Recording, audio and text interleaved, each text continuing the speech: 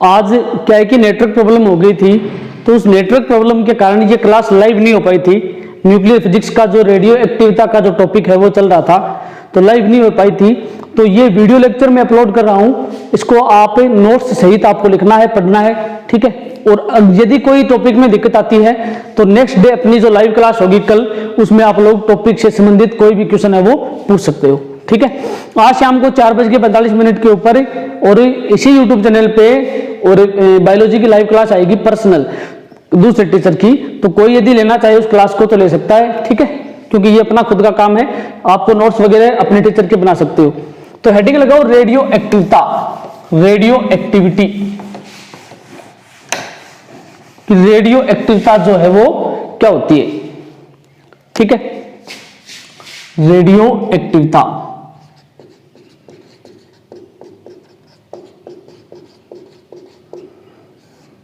या radio activity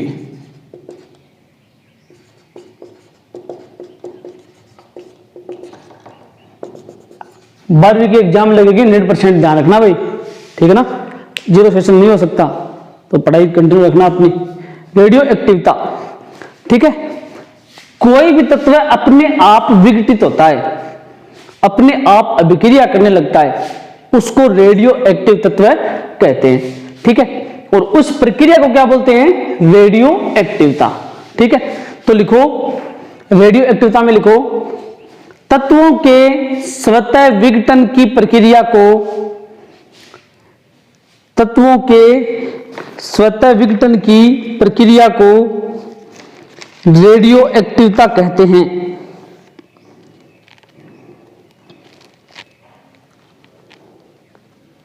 तत्वों के स्वतः विघटन की प्रक्रिया को रेडियो एक्टिविटा कहते हैं। और ऐसे तत्व या पदार्थ, और ऐसे तत्व या पदार्थ रेडियो एक्टिव पदार्थ कहलाते हैं। और ऐसे तत्व या पदार्थ रेडियो एक्टिव पदार्थ कहलाते हैं, ठीक है। इसके नीचे एरो का सिंबल लगा के लिखो, इसके नीचे एरो का सिंबल लगा के लिखो रेडियो एक्टिविटा। रेडियो एक्टिविटा का आविष्कार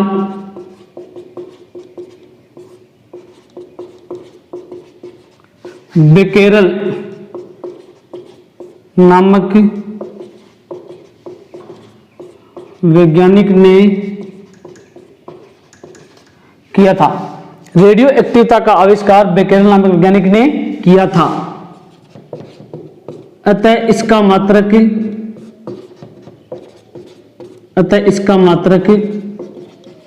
बेकेरल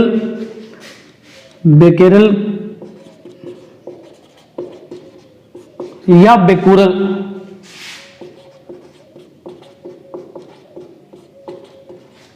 बेकेरल या बेकुरल भी होता है, बेकेरल या बेकुरल भी होता है, ठीक है।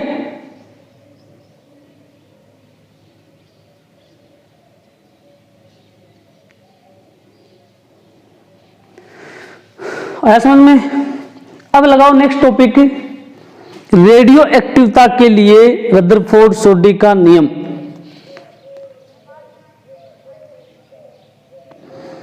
रेडियो एक्टिविटा के लिए रदरफोर्ड सोडी का नियम लिखता हूं बोर्ड पे मैं,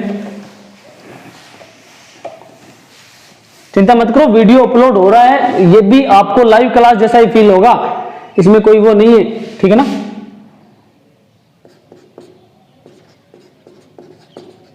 रेडियो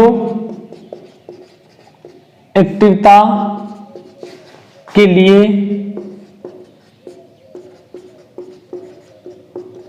रदरफोर्ड सोडी का नियम, सोडी का नियम अथवा बहुत नाम है इस नियम के, ठीक है ना। अथवा रेडियो एक्टिव क्षय नियम, रेडियो एक्टिव क्षय नियम, अथवा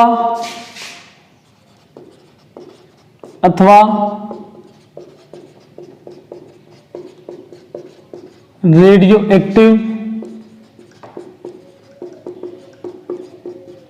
चरघातांकी नियम, अथवा रेडियो एक्टिव चरघातांकी नियम, ठीक है, ये है। अभी रदरफोर्ड और सोडी दो वैज्ञानिक थे, उन्होंने ये नियम दिया था, ठीक है। जैसे रेडियम होता है, रेडियम एक रेडियो एक्टिव एलिमेंट होता है, रेडियो एक्टिव तत्व होता है। तो रेडियम के आधार पर थोरियम, ठीक है, जिनोन और भी बहुत सारे, पोलोनियम, ठीक है। ये जो बाकी जो तत्व हैं, इनमें भी रेडियो एक्टिविता के गुण पाए गए थे। रेडियम के बेस के ऊपर इनमें भी रेडियो एक्टिविता के गुण धर्म है वो देखे गए थे। इसलिए ये सभी जो तत्व हैं ये रेडियो एक्टिव तत्व होते हैं। ये अपने आप अभिक्रिया करते हैं, अपने आप विघटित होते हैं, अपने आप जलते हैं, ठीक है। एक बात बताइए मैंने, जलते हैं अपने आप। जैसे सोडियम है, तो सोडियम को यदि आप बाहर धूप में या हवा में रख देते हो, ठीक है, तो वो अपने आप जलने लगता है, अपने आप उसमें से धुआं सा बाहर निकलेगा। तो इस गुण धर्म को ही रेडियो एक्टिविता कहते हैं। अब ये गुण धर्म इनके ऊपर ज्यादा लागू होता है, क्योंकि सोडियम रेडियो एक्टिव तत्व कम है और ये रेडियो एक्टिव तत्व ज्यादा है। इनमें रेडियो एक्टिविता के गुण बहुत ज्यादा हैं। सोडियम का तो मैंने नॉर्मल एक एग्जाम्पल लिया है, ठीक है ना। हाँ, तो रदरफोर्ड सोडी का जो नियम है, सभी बच्चे इस नियम को देखें, बहुत इंपॉर्टेंट नियम है। 2021 में 100% आएगा एग्जाम में, ऐसा हो नहीं सकता कि एग्जाम में नहीं आए, और बहुत ज्यादा इंपॉर्टेंट टॉपिक है, ठीक है ना, ध्यान रख लेना इसको। तो लिखो, रेडियो एक्टिविता का जो रदरफोर्ड सोडी का नियम है, इसमें लिखो, इस नियमानुसार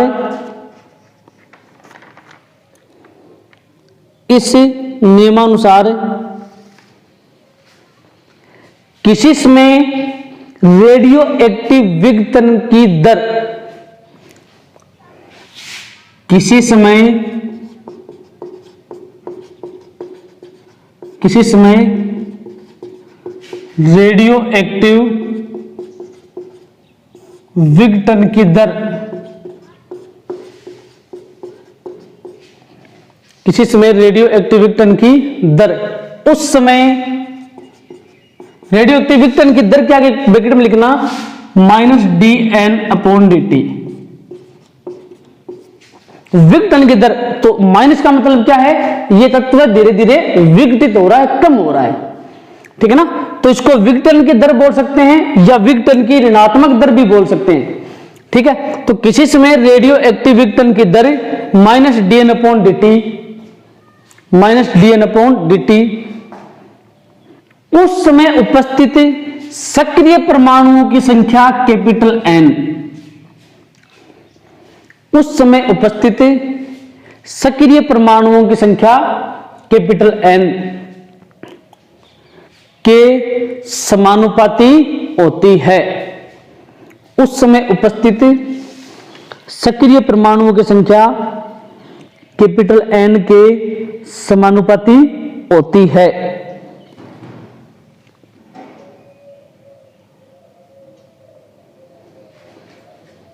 सक्रिय परमाणु की संख्या कैपिटल N के समानुपाती होती है। नीचे लिखो, अर्थात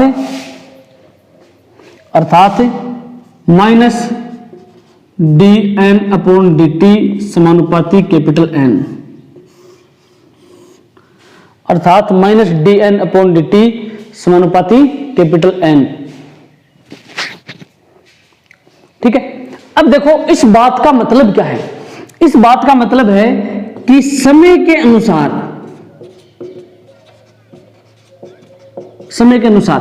मतलब कोई भी रेडियो एक्टिव तत्व जब विघटित होता है, विघटित का मतलब कि वो धीरे धीरे खत्म होता है, धीरे धीरे कम होता है, ठीक है, तो उसको 0 से अनंत समय लगता है, 0 से अनंत समय लगता है। कहने का मतलब है कि आप ये कह नहीं सकते कि ये रेडियो एक्टिव तत्व कब विघटित होगा, ठीक है, कि ये रेडियो एक्टिव तत्व विघटित कब होगा, मतलब पूरा कब खत्म होगा, इसका कोई अंदाजा नहीं है। रेडियो एक्टिव तत्व खत्म होते रहते हैं और दूसरे बनते रहते हैं उसके आसपास में, ठीक है, तो ये अंदाजा लगाना मुश्किल है कि ये खत्म कब होगा। इसलिए आप ये मानोगे कि ये 0 सेकंड से शुरू होता है और अनंत सेकंड तक ही विघटित होता रहता है, मतलब इसका कोई निश्चित समय नहीं है, ठीक है। तो आपने मान लिया कि t समय पर ये विघटित होता है। अब t समय का मतलब 0 से अनंत के बीच में, हाईएस्ट हो गया, अनंत मिनिमम हो गया 0, तो t की जो लिमिट है, सीमा जो है t की, वो लिमिट कितनी आएगी, 0 से अनंत। ये बात आपको याद रखनी है, पहली बात तो ये, ठीक है। दूसरी बात, इस नियम का मतलब क्या है, जो आपने नियम पढ़ा इसका मतलब क्या है कि समय के अनुसार कितना विघटित हो गया तत्व जो है, वो कितना विघटित हो गया, इतना विघटित हो गया -dn/dt, ठीक है, मतलब dt समय में dn विघटित हो गया, तो इसकी विघटन की दर क्या होगी, दर का मतलब समय का भाग देना, जैसे वेग में परिवर्तन की दर को त्वरण कहते हैं, तो परिवर्तन की दर का मतलब वेग बटा समय, ठीक है ना। तो कितना तत्व विघटित हो गया उसका आएगा, ऊपर आएगी संख्या, नीचे आएगा समय, तो -dn/dt विघटित हो गया, मतलब dt समय में dn तत्व विघटित हो गया, n मतलब नंबर, ठीक है। तो माइनस का मतलब है विघटित होना, ऋणात्मक दर। तो विघटन की दर उस समय उपस्थित सक्रिय परमाणुओं की संख्या कैपिटल N के समानुपाती होती है। इसका तात्पर्य क्या है कि कितना विघटित हो गया समानुपाती कितना बच गया, कितने तत्व अब एक्टिव हैं, खत्म हो गए तत्व समानुपाती एक्टिव तत्व, ठीक है ना, कि n तत्व इसमें बच गए।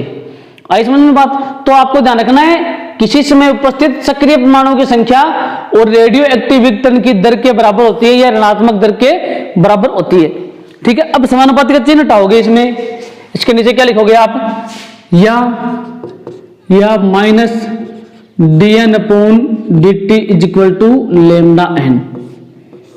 λn समीकरण नंबर 1, ठीक है, जहां लेमडा क्या है, एक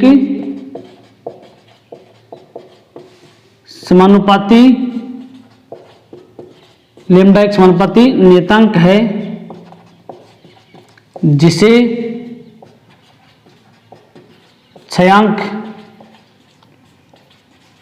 कहते हैं, जिसे क्षयांक कहते हैं, जिसे क्षयांक या क्षय नियतांक कहते हैं।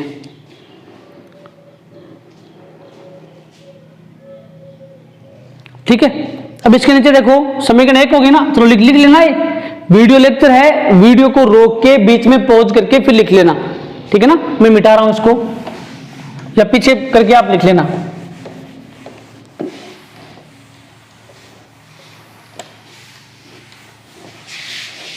ठीक है, अब देखो, परंतु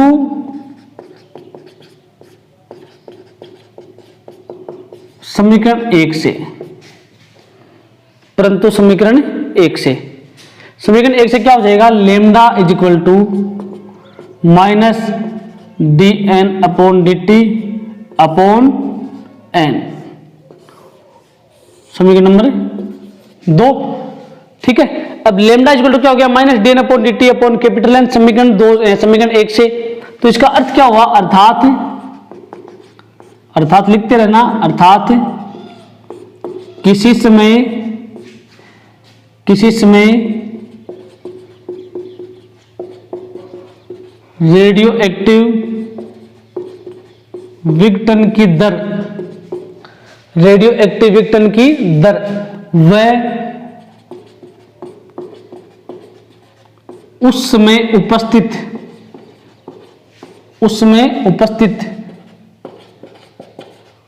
सक्रिय परमाणुओं की संख्या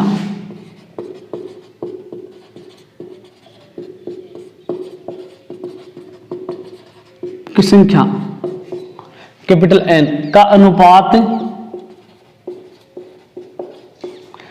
हो गया ना इनका, का अनुपात छयांक लेमडा कहलाता है, का अनुपात छयांक कहलाता है। ठीक है, ये हो गई छयांक की परिभाषा।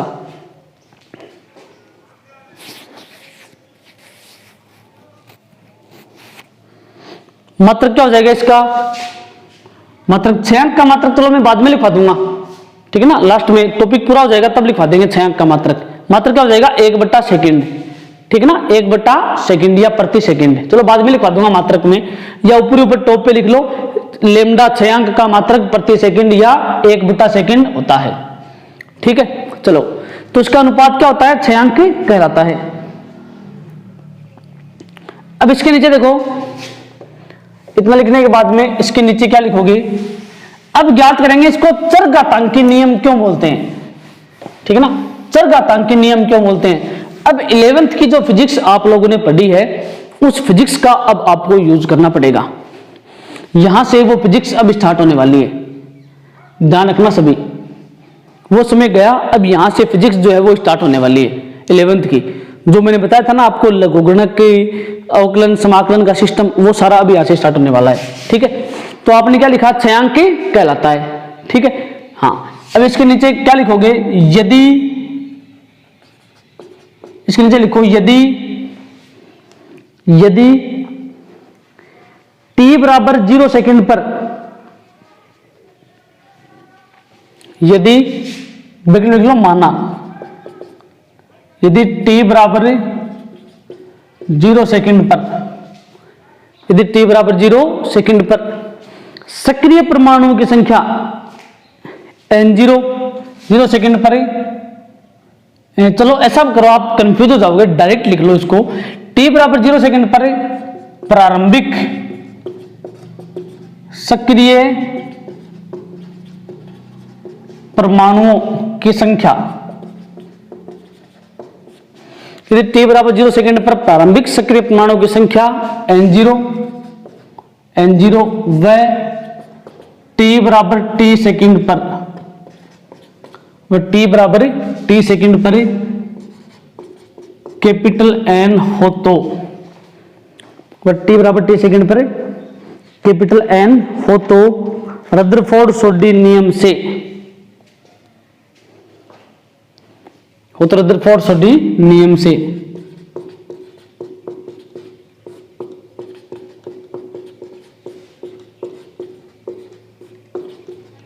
रदरफोर्ड-सोडी नियम से क्या होता है, रदरफोर्ड-सोडी नियम minus dN/dt is equal to lambda n, या minus dN/n is equal to lambda dt,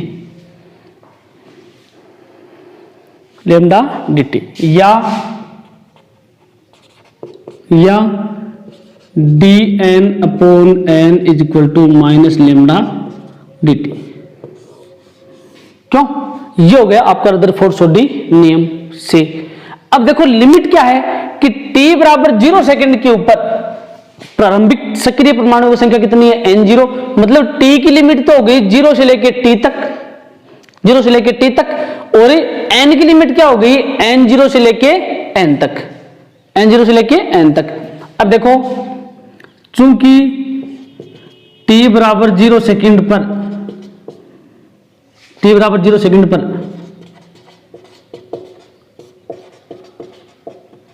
सक्रिय परमाणु कितने हैं, सक्रिय परमाणु इज इक्वल टू n0 व t बराबर t सेकंड पर सक्रिय परमाणु कितने हैं, is equal to capital N। ठीक है, अब देखो तब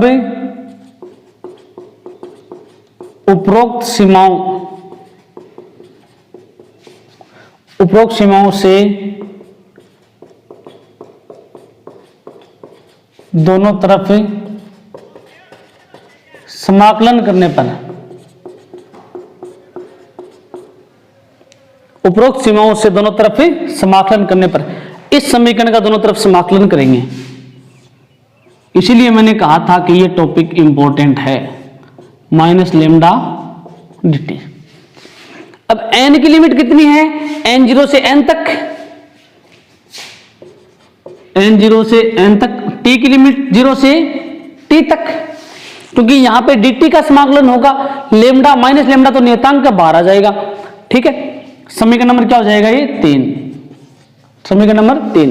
ठीक है ना, लिख लो यहां तक लिख लो, या इस वीडियो को बीच में रोक के फिर लिख लेना।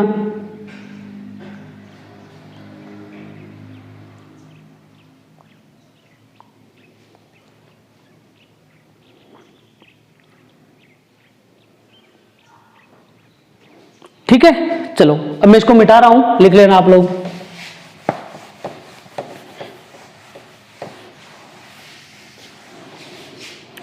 हाँ, अब देखो एक मिनट, चूंकि समाकलन 1/x dx या समाकलन dx/x इक्वल टू क्या होता है, लोग आधार ई अक्स, लोग आधार ई अक्स, ये होता है या नहीं होता, 100% होता है। ठीक है, इसी प्रकार ये क्या हो जाएगा, तब dn/n है, इसका समाकलन क्या हो जाएगा, लोग आधार ई n, n0 से n तक लिमिट हो गई, इक्वल टू माइनस लेमडा बाहर आएगा, और 0 से t dt का क्या हो जाएगा, समाकलन, या लोग ई उच्चतम सीमा माइनस निम्नतम सीमा। याद आया, लिमिट पुट करना मैंने बताया था ना 11th में, बहुत बताया आपको कि 11th में अरे काम आएगी, ये काम आएंगे। अब देखो शुरू हो गई चीजें। अब ये यदि कॉन्सेप्ट बायोलॉजी वाले बच्चों को मालूम नहीं है, मैथ वालों को तो चलता है, बायो वालों को मालूम नहीं है, तो पीछे के जो वीडियो है या पीछे की जो है लॉगरिथम का कॉन्सेप्ट वाला सिस्टम, वो सारा देखें। तो log e n minus log e n0 is equal to minus lambda dt का समाकलन क्या हो जाएगा, t, लिमिट क्या हो जाएगी 0 से t। ठीक है, या अब देखो एक मिनट पहले, देखो पहले, चूंकि log a minus log b equal to क्या होता है, log a बटा log b, ना ये नहीं होता, log a बटा b होता है। ठीक है ना, log a बटा b equal to log a minus log b, तो ये log n minus log n0 है, log n minus log n0 है, log n minus log n0, तो क्या हो जाएगा इसका हो जाएगा log n बटा n0 आधार e रहेगा यहां पे, is equal to minus lambda t minus 0, या log e n बटा n0 is equal to minus lambda t। लिखो यहां तक।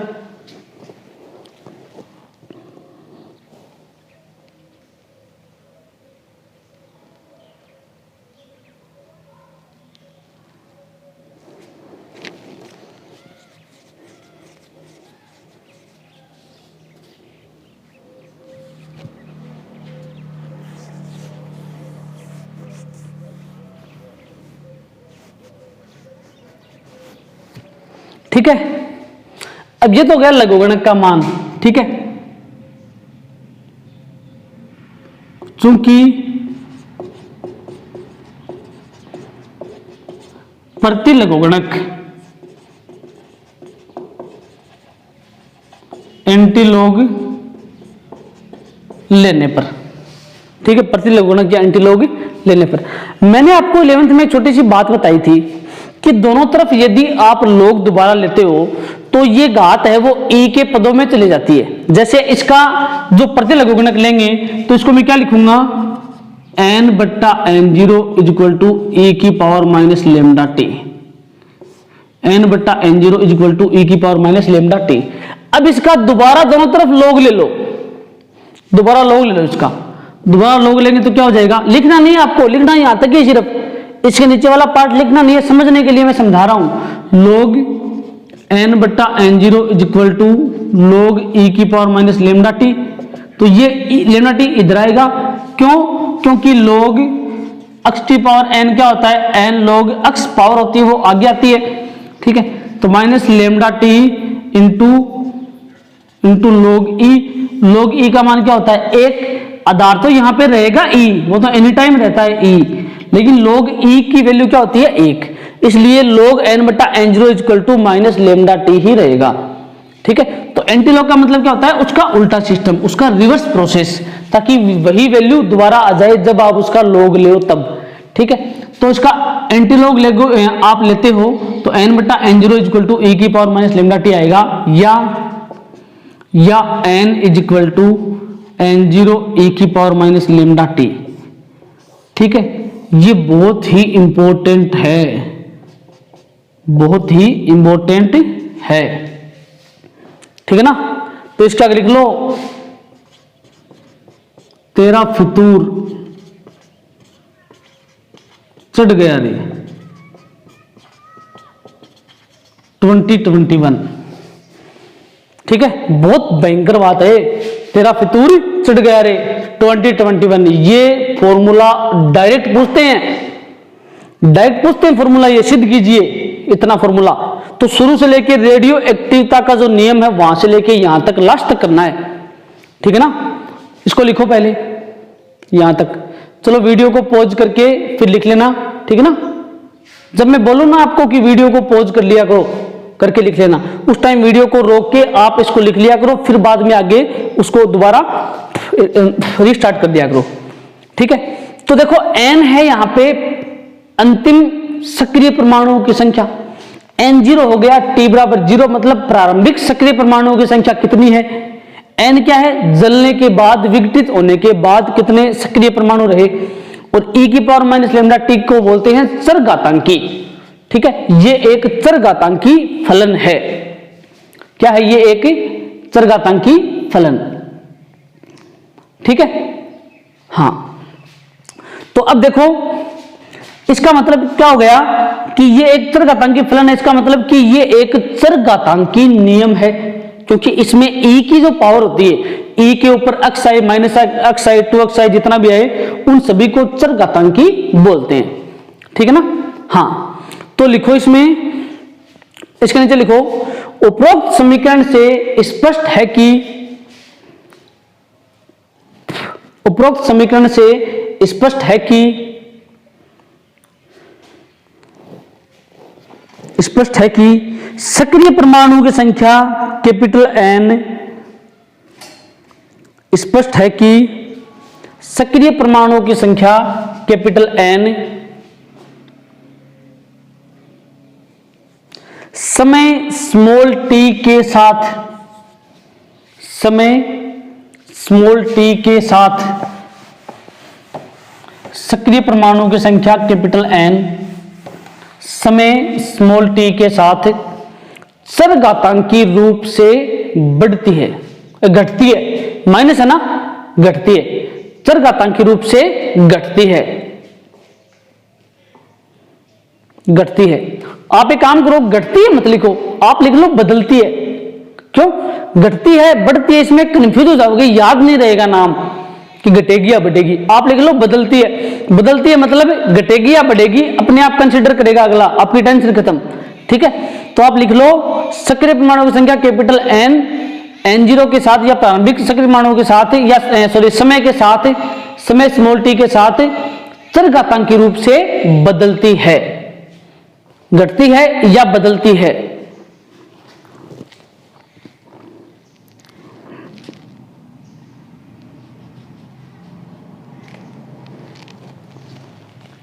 घटती है या बदलती है। नीचे लिखो अर्थात, अर्थात, अर्थात सक्रिय परमाणुओं की संख्या कैपिटल N, अर्थात सक्रिय परमाणुओं की संख्या कैपिटल N, सक्रिय परमाणुओं की संख्या कैपिटल N पहले तेजी से घटती है, पहले तेजी से घटती है और फिर धीरे धीरे घटती रहती है, और फिर धीरे धीरे घटती रहती है, धीरे धीरे घटती रहती है। इसका अर्थ है कि इसका अर्थ है कि इसका अर्थ है कि रेडियो एक्टिव तत्व, इसका अर्थ है कि रेडियो एक्टिव तत्व का क्षय, इसका अर्थ है कि रेडियो एक्टिव तत्व का क्षय पहले तेजी से और फिर धीरे धीरे होता है। रेडियो एक्टिव तत्व का क्षय पहले तेजी से और फिर धीरे धीरे होता है, फिर धीरे धीरे होता है। नीचे लिखो, अतः स्पष्ट है कि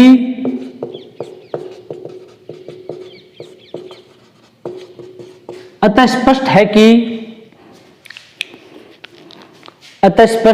है कि रेडियो एक्टिव तत्व का क्षय होने में, रेडियो एक्टिव तत्व का पूर्णतः क्षय होने में,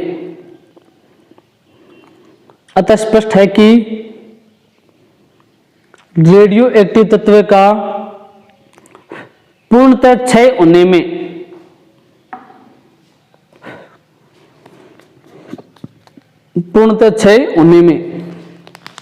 अनंत समय लगता है, अनंत समय लगता है। पूर्णतः क्षय होने में अनंत समय लगता है।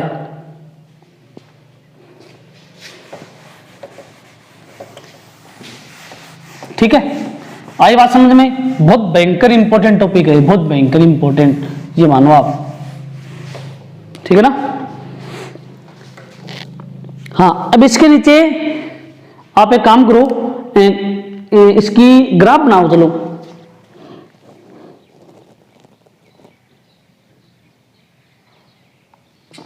इसकी ग्राफ बनाते हैं। ठीक है, इसके नीचे स्टार लगा के हेडिंग डाल लो,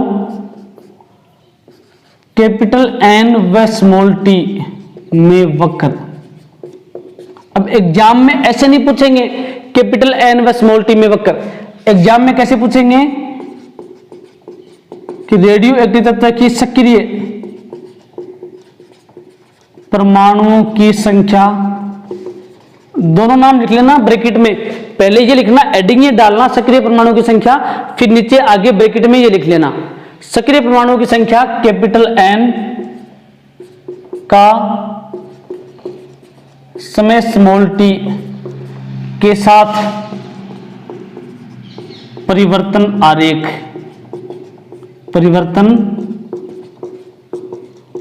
या वक्र।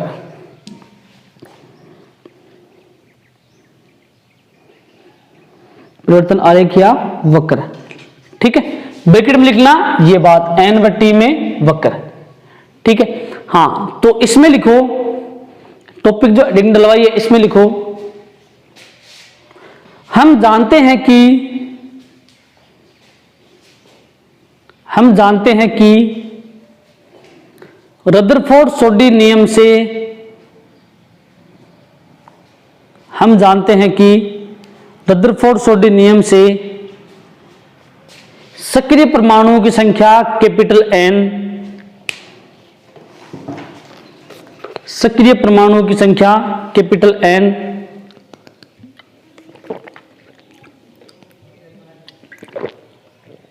समय स्मॉल टी पर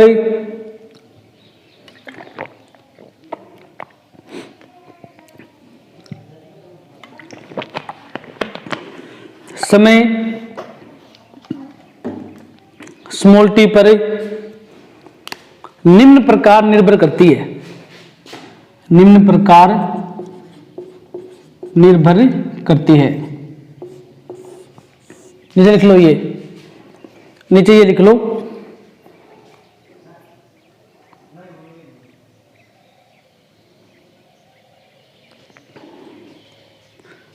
लिख लिए। अर्थात इसके अंदर लिखो तब n व स्मॉल t में वक्र, वक्र ये वक्र बना लो।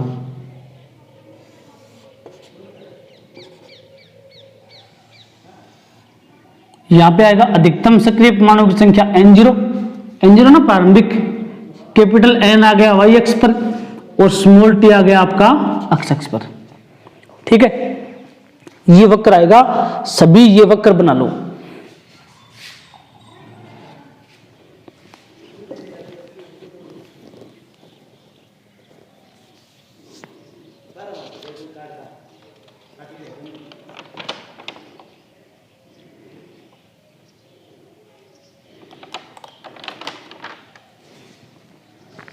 बन लिया सभी ने? ठीक है, नेक्स्ट चलो हेडिंग, इसके नीचे नोट लिखो, नोट, नोट छोड़ो, नोट छोड़ो, एरो का सिंबल लगा के लिख लो बस। ठीक है ना, एरो का सिंबल लगा के लिख लो, कोई दिक्कत नहीं है। नोट को इग्नोर कर दो, नोट में कोई दो बातें लिखवाऊंगा छोटी छोटी। ठीक है ना, एरो का सिंबल लगा के लिखो, द्रव्यमान, द्रव्यमान के रूप में, द्रव्यमान के रूप में रदरफोर्ड सोडी नियम, द्रव्यमान के रूप में रदरफोर्ड सोडी नियम 6 समीकरण, द्रव्यमान के रूप में रदरफोर्ड सोडी नियम 6 समीकरण निम्न प्रकार दिया जाता है, निम्न प्रकार दिया जाता है। क्या हो जाएगा, m is equal to m0 e की पावर माइनस लेमडा t। ठीक है, लेमडा t, जहां कैपिटल M क्या हो जाएगा, अंतिम परमाणु का द्रव्यमान, m0 क्या हो जाएगा, प्रारंभिक सक्रिय परमाणुओं का द्रव्यमान,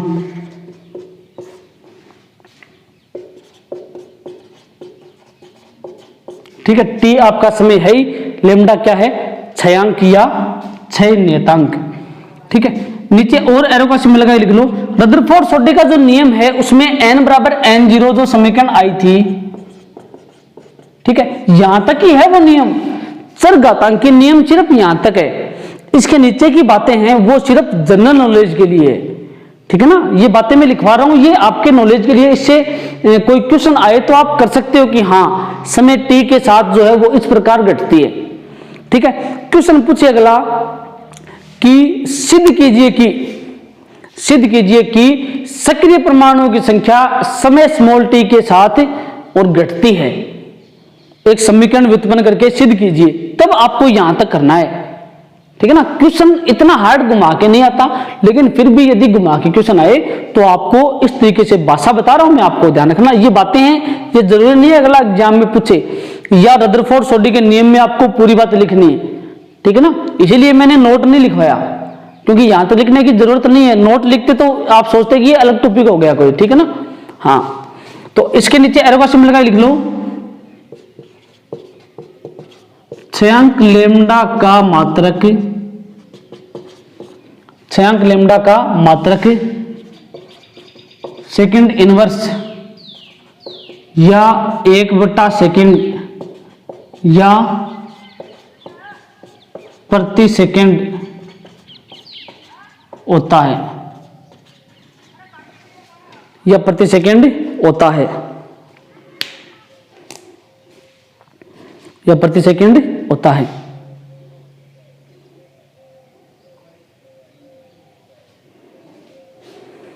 ठीक है, चलो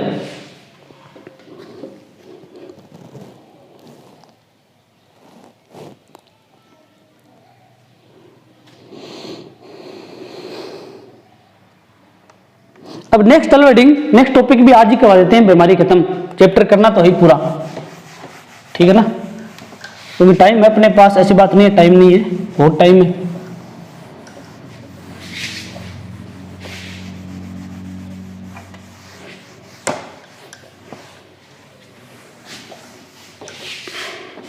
हेडिंग लगाओ अर्ध आयु काल।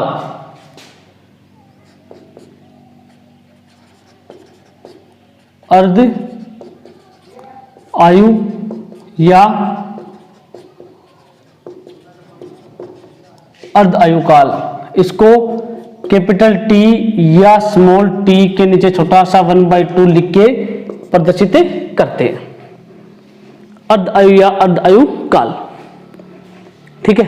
अब अर्ध आयु का मतलब होता है वह समय, आयु मतलब समय तो होता है कि आपकी कितनी आयु हो गई, मतलब तने कितना टाइम हो गया भाया जाम्या, वही तो मतलब हो ना आयु का मतलब, वही तो है ना कि तू कितने साल को हो गया, कितने साल को हो गया मतलब वर्ष, कितने वर्ष का हो गया, ठीक है। अब भी वर्ष ना थे, अगर सेकंड में बताओ मतलब इतना सेकंड को हो गया, 2,50,50,122.5 सेकंड को हूं मैं, है ना, और 7 सेकंड को हो गया, अब 8 सेकंड को हो गया, अब 9 सेकंड को हो गया, तो समय तो आपका बढ़ ही रहा है। कोई आपसे पूछे कि आपकी उम्र कितनी हो गई, तो आप बोलते हो 18 साल हो गई या 28 साल हो गई या 27 साल हो गई, ठीक है। तो 27 साल पूरी थोड़ी हुई है, 27 साल इतने महीने, इतने मिनट और इतने सेकंड आगे चल रही है, वो भी तो समय मतलब आपकी जो आयु में ही काउंट होती है या उसमें काउंट नहीं होती, ठीक है। तो यहां पे जो अर्ध आयु का मतलब है कि वह समय जिस पर सक्रिय परमाणुओं की संख्या अपने प्रारंभिक मान की आधी हो जाए, ठीक है। वह समय जिस पर सक्रिय परमाणुओं की संख्या अपने प्रारंभिक मान की आधी हो जाए, मतलब ऐसा टी जब n0 का मान n0/2 हो जाए, ठीक है। n का मान सक्रिय परमाणुओं की संख्या n होती है, n का मान n0/2 हो जाए, उस समय जो t होगा उसको कैपिटल T बोलेंगे या वह समय अर्ध आयु काल कहलाएगा, ठीक है। चलो लिखो वह समय जिस पर सक्रिय परमाणुओं की संख्या कैपिटल N, वह समय जिस पर सक्रिय परमाणुओं की संख्या कैपिटल N अपने प्रारंभिक मान n0, सक्रिय परमाणुओं की संख्या कैपिटल N अपने प्रारंभिक मान n0 की आधी रह जाए, अपने प्रारंभिक मान n0 की आधी रह जाए, अर्ध आयु या अर्ध आयु काल कहलाता है। अर्ध आयु या अर्ध आयु काल कहलाता है। इसे कैपिटल T या T1/2 से प्रदर्शित करते हैं। इसे कैपिटल T या T1/2 से प्रदर्शित करते हैं। इसका मात्रक सेकंड या वर्ष, ठीक है, सेकंड या वर्ष होता है। वर्ष भी होता है इसमें मात्रक, इसमें वर्ष भी मात्रक लेते हैं। वर्ष मात्रक इसलिए लेते हैं क्योंकि रेडियो एक्टिव पदार्थ को विघटित होने में कई वर्ष लगते हैं, सेकंडों में विघटित नहीं होता, इसलिए वर्ष भी लेते हैं। छयांक का मात्रक जो है वो प्रति सेकंड लिखा था आपने, छयांक का मात्रक क्या लिखा था, प्रति सेकंड। तो टॉप के ऊपर कॉपी में टॉप पे लिख लो,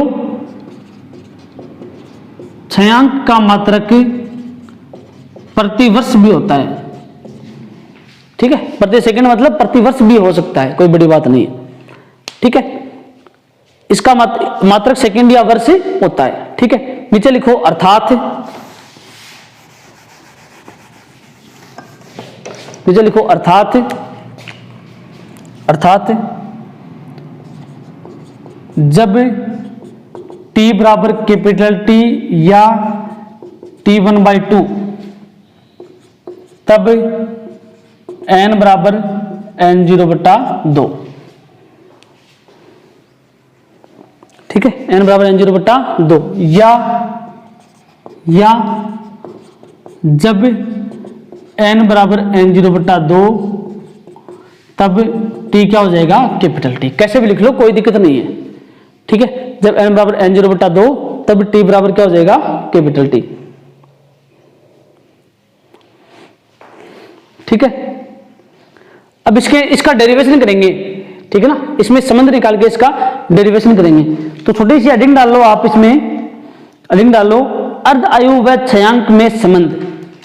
यहां पे हेडिंग डाल लो स्टार लगा के, अर्ध आयु कैपिटल T व छयांक लेमडा में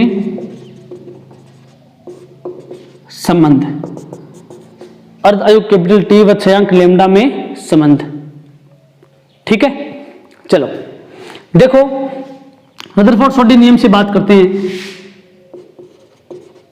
इसमें आपको लिखना है 6 नियम से हम जानते हैं कि, 6 नियम से हम जानते हैं कि, क्या जानते हो आप, n बराबर n0 e की पावर माइनस लेमडा टी, समीकरण नंबर 1 यही जानते हो, ठीक है ना। और तो थारो मतलब किए गए केडोला जानना को आई जान उसको थे, है ना। और थन के बिरो रोटी पाट के गाना गाल दो, रोटी एंडमेंट होगी, सब एंडमेंट हो गया ना, धीरे धीरे ना सब कुछ एंडमेंट हो गया। खाली एक ही चीज बनती है, आपनो खुद को जीवन, क्यों अपने पास सिर्फ एक ही चीज शेष है, अपनी बॉडी, ठीक है ना। और बाबी कभी ना कभी भगवान ठाल लेगो, है कोरोना जो है ना ये बर्बाद कर दुनिया मतलब ले बैठे हो, ठीक है ना। अब जुकाम लग गई किसी को, मतलब कोरोना है, सीधी सी बात है, बस जुकाम नहीं है कोरोना, ये तो डॉक्टरों को पैसे मिलते हैं सरकार से, डॉक्टर उसको पॉजिटिव दिखाई देती है, बस चलो ठीक है, जो भी है उनकी टेंशन, अपनी को क्या है, n बराबर n0 e की पावर माइनस लेमडा टी, समीकरण नंबर 1, ठीक है। परंतु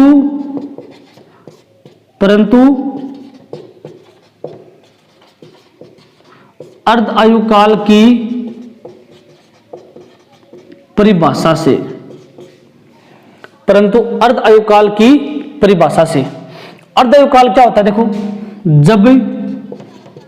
जब n बराबर n0/2 तब t बराबर t, ठीक है, हाँ, तब समीकरण 1 से, समीकरण 1 ये रही। इस समीकरण में मान रखोगे तो n की जगह मैंने रख दिया n0/2 is equal to n0 e की power minus lambda capital T, capital T या T 1/2, n0 से n0 कैंसिल, तो मैं लिखूंगा 1/2 इज इक्वल टू e की पावर माइनस लेमडा T, ठीक है। अब ये माइनस है, इसको प्लस करने के लिए इसको 1 कर देंगे, ठीक है। तो या 1/2 इज इक्वल टू 1/e की पावर प्लस लेमडा T, क्यों, अब ये घात इसकी प्लस में है ना, यहाँ पे लेमडा के ऊपर देखो ये घात प्लस में है, ये ऊपर जाएगी माइनस में हो जाएगी, पता है ना आपको, प्लस की घात ऊपर जाएगी तो माइनस में हो जाएगी। लिख लो इसको, यहां तक वीडियो को पॉज करके लिख लो फटाफट, वीडियो को रोक के एक बार पहले इसको लिख लो, इतना नोट कर लो, 1/2 इज इक्वल टू 1/e की पावर लेमडा T तक, ठीक है। अब मैं इसको आगे कर रहा हूं,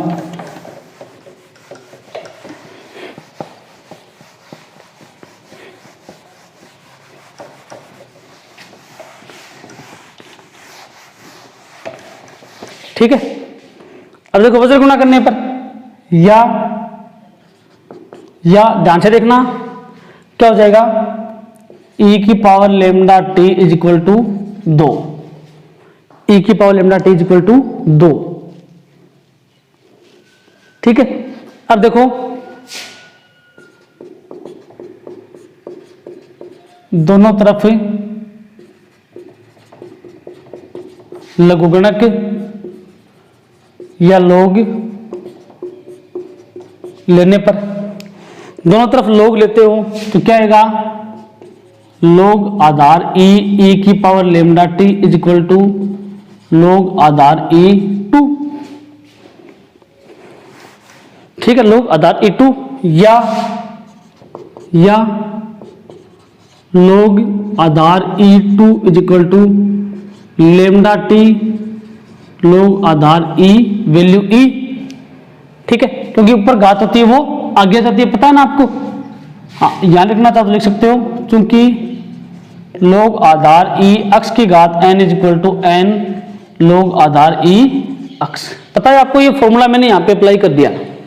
अब log e की वैल्यू 1 होती है, log आधार e इज इक्वल टू 1, ये e तो आएगा, हर log के नीचे ये e होता है, इसकी वैल्यू 1 होती है, ठीक है। अब ये log e की वैल्यू है, इस स्मॉल e की नहीं है, ये तो आपका बेस है, ये तो आधार होता है, ठीक है।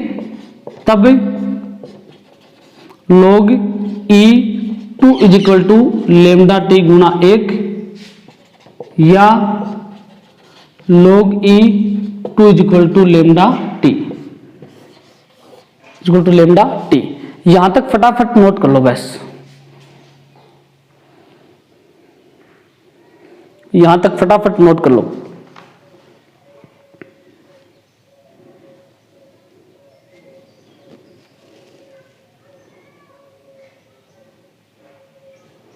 ठीक है, अब देखो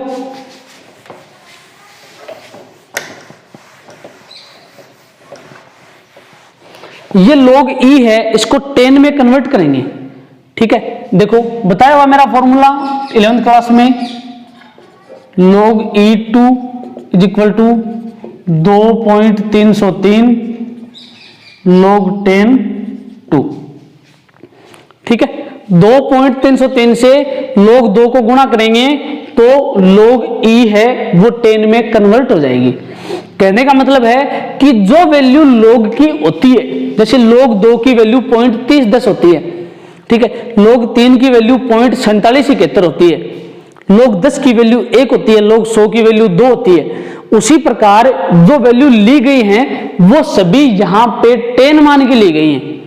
log e तो दिखा देते हैं नॉर्मल, लेकिन वो वैल्यू आधार 10 मान के ही ली गई है, ठीक है। log e2 की वैल्यू अलग आएगी, ठीक है। अब देखो, चूंकि log 10 2 इज इक्वल टू 0.3010 होता है, 0.3010 होता है। अब log 2 की जगह मैं ये वैल्यू रखूंगा इस समीकरण में, ठीक है ना, इस समीकरण में log 2 की जगह वैल्यू रखूंगा मैं, तब उपरोक्त समीकरण में मान रखने पर, इस समीकरण में मान रखेंगे तो क्या हो जाएगा, 2.303 into log 10 2 is equal to lambda t, ठीक है, या lambda t is equal to 2.303 गुना 0.3010। अब 2.303 को 0.3010 से गुणा करेंगे तो 0.693 वैल्यू आएगी, या lambda t is equal to 0.693, इन दोनों को गुणा करेंगे तो 0.693 वैल्यू आएगी, ठीक है, या capital t is equal to 0.693 upon lambda, ठीक है। यह है आपका अर्ध आयुकाल और छयांक में संबंध, ठीक है। हाँ, तो इसके नीचे लिख लो, वीडियो को पॉज करके ये वैल्यू लिख लेना, उसके बाद में इसके नीचे लिख लो, उपरोक्त समीकरण अर्ध आयु कैपिटल टी व छयांक लेमडा में संबंध है। उपरोक्त समीकरण अर्ध आयु कैपिटल टी व छयांक लेमडा में संबंध है।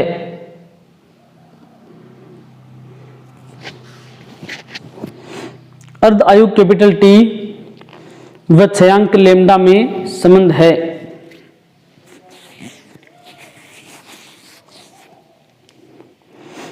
अर्ध आयु कैपिटल टी व छयांक लेमडा में संबंध है। नीचे लिखो अर्थात टी समानुपाती 1 लेमडा,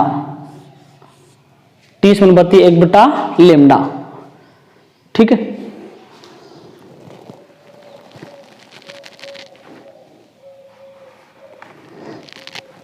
1 लेमडा। अतः स्पष्ट है कि अर्ध आयुकाल छयांक के व्युत्क्रमानुपाती होता है।